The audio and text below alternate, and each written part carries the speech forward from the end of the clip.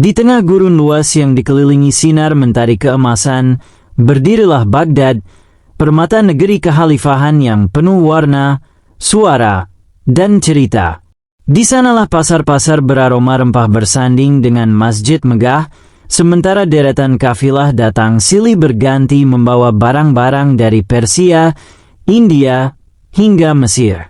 Namun, di antara ribuan wajah yang berlalu lalang, ada satu sosok yang selalu jadi bahan cerita setiap malam.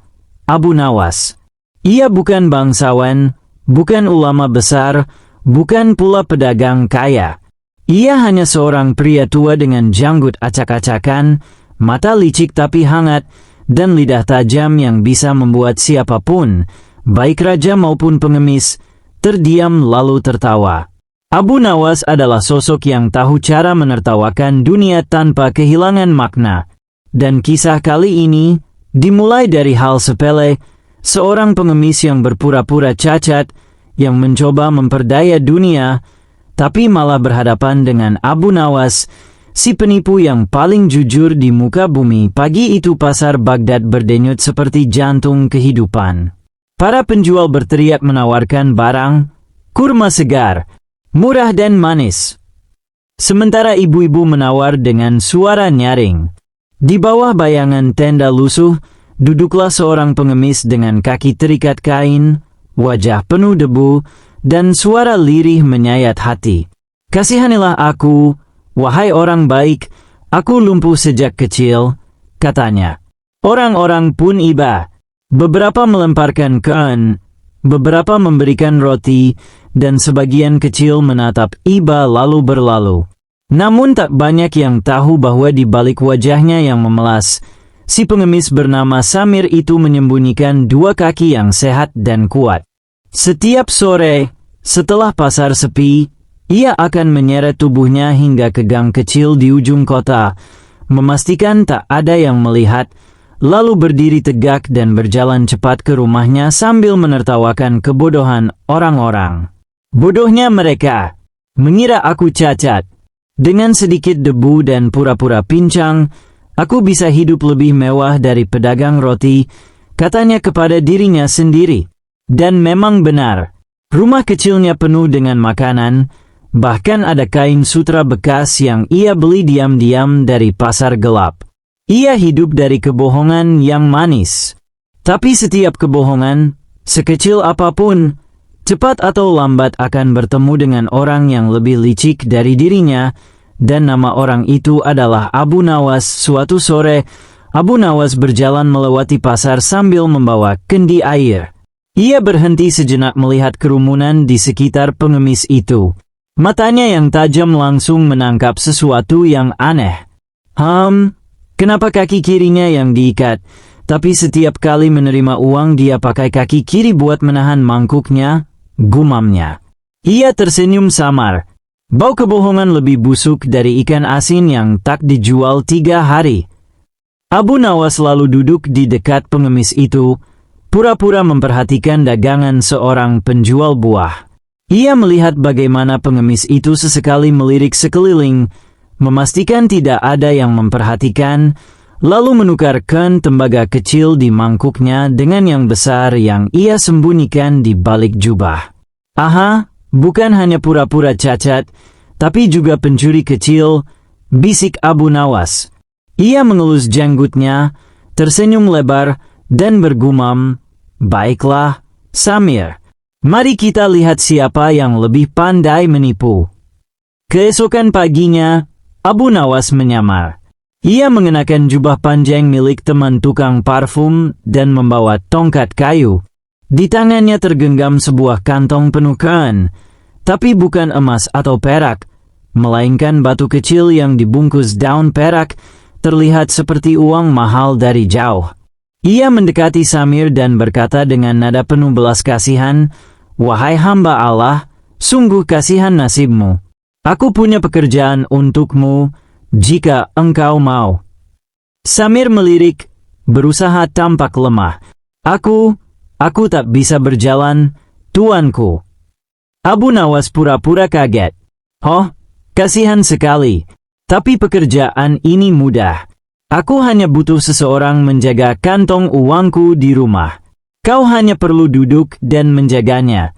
Aku akan memberimu 2 keping emas." Mata Samir langsung berbinar. 2 keping emas. "Tapi bagaimana aku ke rumahmu kalau aku lumpuh, tuanku?" Abu Nawas tersenyum lembut. "Jangan khawatir, aku punya keledai. Aku akan menggendongmu ke sana." Kerumunan pasar ikut memperhatikan. "Lihatlah betapa dermawannya orang itu," kata seorang ibu. "Semoga Allah membalas kebaikannya," timpal yang lain. Abu Nawas pun pura-pura memanggul Samir ke atas keledainya, menuntunnya keluar pasar.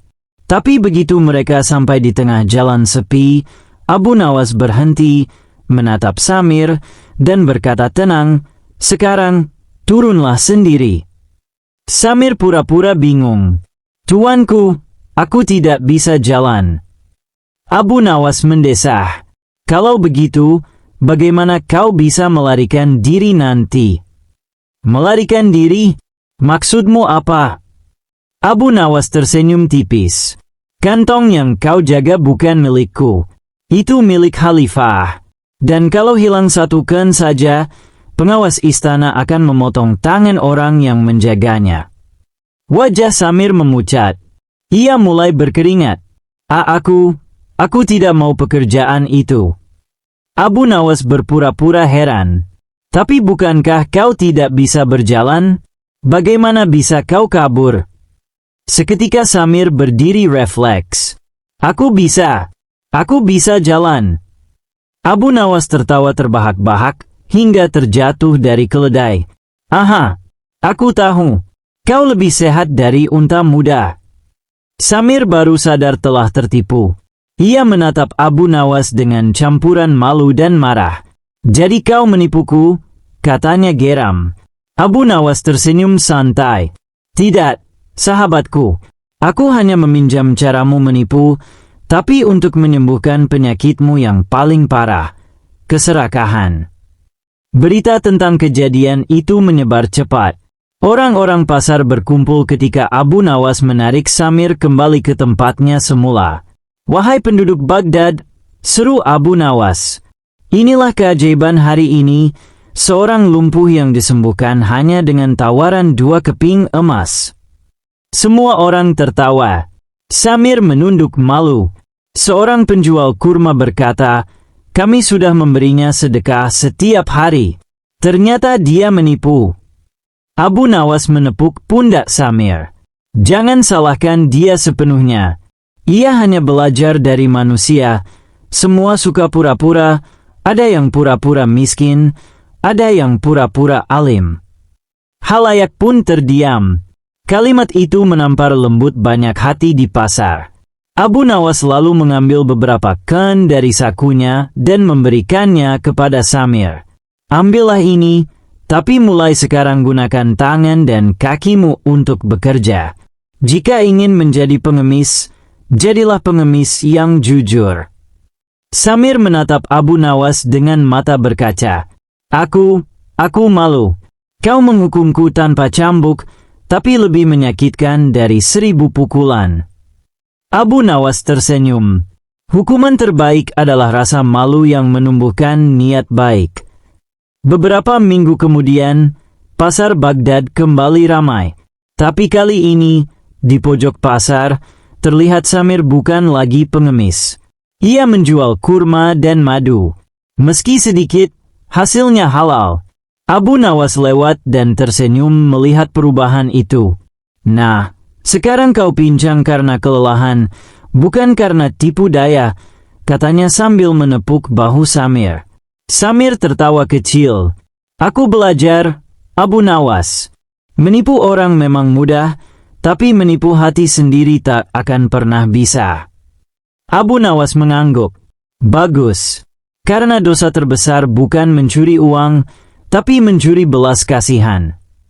Seorang anak kecil yang mendengar itu bertanya polos, "Abu Nawas, kenapa engkau tidak jadi hakim saja? Engkau lebih bijak dari mereka." Abu Nawas menjawab santai, "Kalau aku jadi hakim, siapa yang akan menipu para penipu? Orang-orang pun tertawa lagi. Di bawah cahaya sore yang hangat, Abu Nawas berjalan perlahan meninggalkan pasar dengan senyum licik yang penuh kebijaksanaan. Senyum seorang lelaki yang tahu bahwa menertawakan kebohongan manusia kadang lebih berguna daripada menghukumnya. Di sebuah negeri yang jauh, di tepi padang pasir yang tak berujung, berdirilah istana megah berlapis emas dan marmer putih.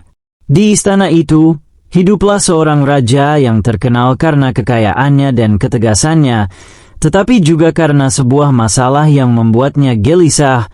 Raja tidak bisa tidur. Malam pun menjadi siang dalam pikiran sang raja. Dia telah memanggil semua tabib, ahli tidur, dan peramal terbaik negeri itu, tetapi tiada seorang pun yang bisa memberinya tidur yang nyenyak. Bahkan aroma bunga mawar yang harum, musik lembut dari rebab dan gambus, serta ramuan ajaib pun tak membantu sedikit pun. Hingga suatu hari, seorang lelaki jenaka namun cerdik datang ke istana. Ia dikenal di seluruh negeri karena kecerdasannya yang tiada tara, dan tentu saja, kepiawaiannya menipu orang dengan cara yang membuat semua orang tertawa. Lelaki itu bernama Abu Nawas. Dengan jubah sederhana namun mata yang penuh kelicikan, Abu Nawas melangkah memasuki istana yang dipenuhi pelayan berseragam emas, marmut yang bersinar, dan lampu-lampu yang menggantung bak bintang jatuh. Dia tersenyum lebar, mengangguk hormat kepada raja, lalu berkata dengan nada santai, "Wahai Raja yang agung, aku dengar tidakkah engkau bisa tidur? Jangan khawatir, aku punya cara yang pasti membuatmu terlelap lebih nyenyak daripada unta yang baru saja makan rumput padang pasir." Para menteri saling berpandangan. Banyak yang ragu, beberapa menahan tawa, dan beberapa lagi menyiapkan kantong pasir untuk menangkap Abu Nawas jika rencananya terlalu liar. Tetapi raja, yang putus asa karena malam-malam tanpa tidur, mengangguk dan berkata, "Baiklah, Abu Nawas, jika engkau bisa membuatku tidur malam ini, namamu akan dikenang selamanya di istana ini, dan hadiah emas menantimu." Abu Nawas mengangkat alisnya, tersenyum misterius, dan berkata, "Tentu, tuanku, namun untuk itu, aku membutuhkan sedikit waktu, beberapa benda aneh, dan tentu saja sedikit kesabaran dari hamba yang agung ini." Di negeri yang jauh, di balik bukit-bukit berpasir dan oasis yang menyejukkan, berdirilah sebuah istana yang megah. Menara-menara tinggi memantulkan sinar matahari, dan taman-taman mawar harum mengelilingi kolam-kolam yang dipenuhi ikan emas. Namun di balik kemegahan itu, sang raja menderita masalah yang tidak bisa diatasi oleh harta atau kekuasaan. Ia tidak bisa tidur. Raja telah mencoba segala cara. Ia minum ramuan tidur dari tabib terbaik, mendengarkan musik lembut, bahkan mencoba menghitung unta yang melintasi padang pasir. Semua sia-sia. Malam menjadi siang, siang menjadi malam, dan raja semakin gelisah. Para menteri pun kewalahan. Suatu pagi, seorang pengawal masuk ke ruangan raja, membawa kabar mengejutkan. "Tuanku, seorang lelaki cerdik bernama Abu Nawas datang ke gerbang istana. Ia mengaku bisa membuatmu tidur nyenyak malam ini." Raja mengerutkan keningnya. "Abu Nawas, bukankah itu lelaki jenaka yang suka menipu pedagang dan menteri di kota Basrah? Apa yang bisa ia lakukan untukku?" "Tuanku, ia terkenal karena kecerdasannya. Jika ia berkata bisa, mungkin patut dicoba," jawab pengawal itu. Dengan berat hati, raja memanggil Abu Nawas. Lelaki itu masuk, berjalan santai di lorong emas, menundukkan kepala sedikit, lalu tersenyum lebar. "Wahai Raja yang agung, aku mendengar kabar bahwa tuanku tidak bisa tidur. Jangan khawatir, hamba punya rencana yang pasti membuat tuanku terlelap lebih cepat daripada unta yang baru saja makan rumput padang pasir," kata Abu Nawas. Raja menatapnya skeptis. "Baiklah, Abu Nawas, jika engkau bisa membuatku tidur malam ini, harta dan gelar menantimu. Abu Nawas mengangguk, lalu berkata dengan santai, tentu, tuanku. Namun untuk itu, aku membutuhkan beberapa benda aneh. Selembar kain biru, sebotol minyak wangi dari India, seekor kucing hitam, dan sedikit kesabaran tuanku. Raja mengernyit. Kucing hitam, minyak wangi, benda aneh. Tenang, tuanku. Semua itu bagian dari rencana cerdik hamba. Percayalah, hamba tahu apa yang hamba lakukan, jawab Abu Nawas dengan senyum misterius. Malam itu, Abu Nawas mulai bekerja. Ia menyiapkan kain biru di atas kasur raja, meneteskan minyak wangi di sudut ruangan, dan menempatkan kucing hitam yang tampak malas di atas jendela. Lalu ia memanggil menteri-menteri yang skeptis. Wahai para menteri, lihatlah. Semua tampak biasa, bukan? Tapi percayalah, hal-hal kecil ini akan membawa keajaiban, kata Abu Nawas. Para menteri saling berpandangan. Mereka tidak percaya, tetapi raja hanya tersenyum lebar karena penasaran. Abu Nawas kemudian berkata, sekarang, tuanku harus menutup mata dan berbaring. Hamba akan memulai ritual tidur. Raja menuruti perintahnya, meski dengan hati-hati. Abu Nawas mulai menggerakkan tangan ke udara, menaburkan minyak wangi, dan meletakkan kucing di dekat kaki raja. Tiba-tiba kucing itu melompat, menjelat kain biru, lalu bersin keras. Raja menahan tawa, menteri-menteri menahan geli, dan Abu Nawas mengangkat alisnya seakan berkata, sabar, ini baru permulaan. Abu Nawas kemudian mulai menceritakan kisah-kisah aneh. Unta yang bisa menari, pedagang yang menukar emas dengan pasir, dan burung yang bisa membaca surat-surat rahasia raja. Suaranya yang lantang dan penuh humor membuat raja tertawa hingga hampir menangis. Tapi, tetap saja, raja belum bisa tidur. Abu Nawas tersenyum licik. Ia tahu raja hanya bisa tidur jika pikirannya benar-benar dilepaskan dari kekhawatiran. Maka ia menyiapkan trik terakhir. Abu Nawas memanggil para pelayan istana dan berkata, sekarang, kita akan bermain sedikit permainan. Siapapun yang membuat tuanku tertawa paling keras akan mendapat hadiah dari hamba. Pelayan-pelayan dan menteri-menteri mulai menunjukkan kebolehan mereka. Ada yang menari aneh, ada yang menirukan suara binatang, ada yang menirukan suara raja sendiri. Semua lucu, tetapi raja masih setengah terjaga. Lalu, Abu Nawas berdiri. Ia menatap raja dengan serius, lalu berkata, tuanku, tahukah engkau bahwa ada seorang raja di negeri lain yang mencoba tidur dengan meletakkan seekor unta di atas kepalanya? Ia terbangun keesokan harinya dengan rambut penuh debu, dan unta itu tertidur lebih dulu daripada sang raja. Raja terbahak-bahak. Tawa itu terdengar dari seluruh istana. Abu Nawas melanjutkan, setiap cerita semakin aneh dan absurd, namun selalu cerdas dan penuh logika terselubung. Akhirnya, raja tertidur.